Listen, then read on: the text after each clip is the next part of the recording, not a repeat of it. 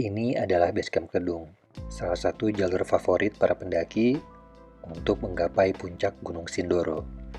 Mungkin karena akses ke basecamp ini sangat mudah. Fasilitas yang ada di basecamp ini juga sangat memadai, mulai dari ruang istirahat yang luas sampai pilihan homestay kalau misalnya ingin lebih private. Pendaftaran Simaksi juga bisa langsung dilakukan di basecamp ini. Setelah mengurus Simaksi, kita bisa langsung memulai perjalanan. Dari basecamp menuju pos 1, para pendaki kebanyakan lebih memilih menggunakan jasa ojek Sindoro yang sangat fenomenal ini.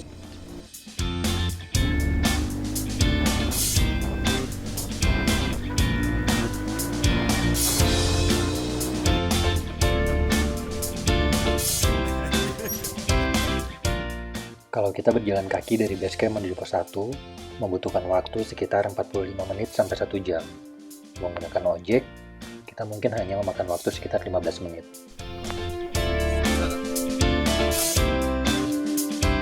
Pos 1 berada di ketinggian 1900 mdpl, dan perjalanan ke pos 2 kurang lebih memakan waktu sekitar 1,5 sampai 2 jam. Jalannya masih landai, dan treknya sejauh ini masih menyenangkan. Iya.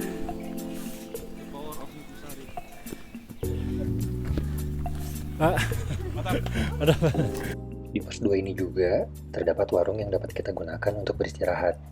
Informasi dari basecamp, memang di pos 1, pos 2, dan pos 3 ada warung-warung yang buka dan menjual minuman-minuman dan makanan-makanan ringan.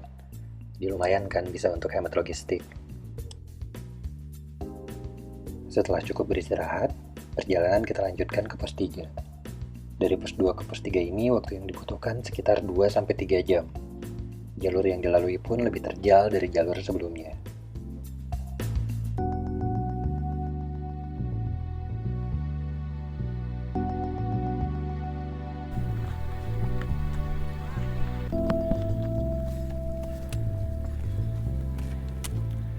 Setelah berjalan kurang lebih sekitar 2 jam, akhirnya kita sampai di pos 3.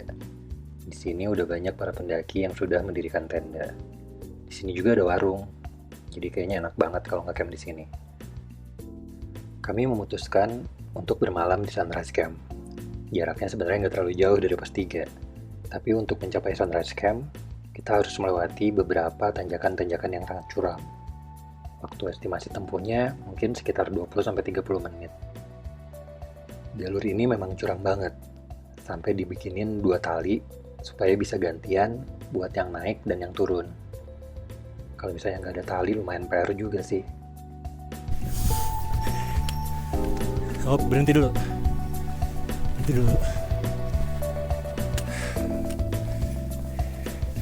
Ini kan naik gunung, harus gantian.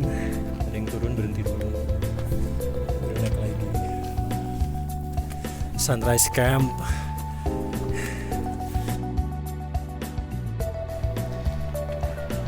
Baca. Ini.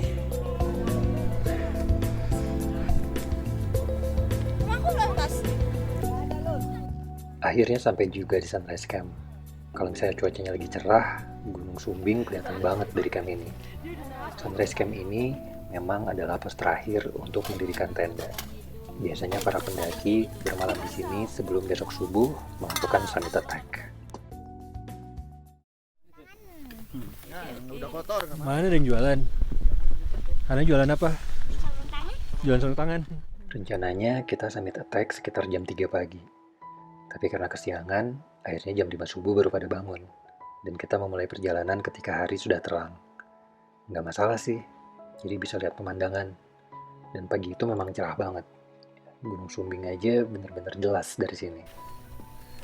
Perjalanan dari Sunrise Camp menuju pos 4 kurang lebih memakan waktu sekitar 2 jam.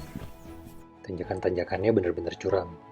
Jadi stamina harus benar-benar lagi oke banget nih kalau misalnya kita menuju pos 4. Pos 4 ini namanya Batu Tatah. Ini merupakan tumpukan-tumpukan batuan yang biasanya sering banget dipakein buat orang-orang ngambil konten Instagram nih.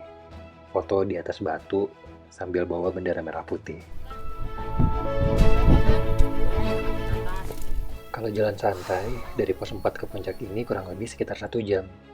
Nggak usah buru-buru, sayang pemandangannya bagus banget. Sampai kawah, Mang, sampai kawah. Sampai kawah. Ayo satu lagi.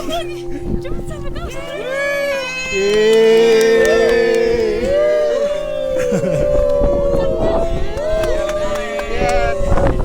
Lihat tuh.